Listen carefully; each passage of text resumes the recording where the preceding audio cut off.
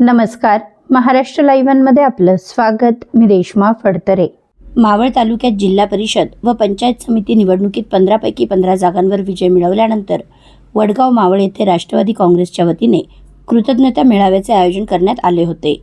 या मेळाव्यात बोलताना आमदार सुनील शेळके यांनी भाजपच्या स्थानिक नेत्यांवर नाव न घेता गंभीर आरोप करत राजकीय वातावरण तापवले.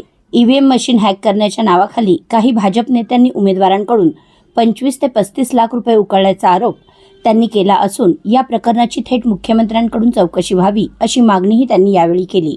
कोणीही माझ्यामुळे मोठे झाले असे वाटत असेल तर 2029ला माझ्या विरोधात उभे राहा असे आव्हान देत शेळके यांनी आपल्या कार्यपद्धतीवर विश्वास असल्याचे स्पष्ट केले.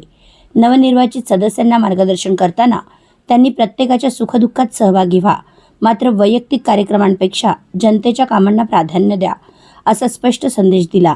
तर आठवड्याला होणाऱ्या जनता दरबाराला हजर राहणे बंधनकारक असल्याचे सांगत पक्षाचे काम हे घरचे काम नसून जनतेची जबाबदारी आहे असेही ठामपणे नमूद केले. येणाऱ्या 2029च्या विधानसभा निवडणुकीत मावळचा आमदार 1.5 लाख मताधिक्याने विजयी होईल आणि तो राष्ट्रवादी काँग्रेसचाच असेल असा विश्वास त्यांनी व्यक्त केला.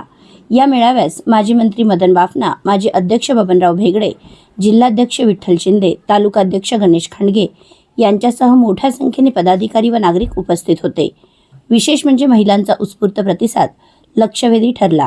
निवडणुकीतील भव्य यशानंतरही आनंदोत्सव टाळून कार्यकर्त्यांप्रती कृतज्ञता व्यक्त करण्यासाठी हा मेळावा आयोजित करण्यात आल्याचे सांगण्यात आले. या सभेमुळे राष्ट्रवादी काँग्रेसच्या कार्यकर्त्यांमध्ये नवचैतन्य निर्माण झाल्याचे चित्र दिसून आले.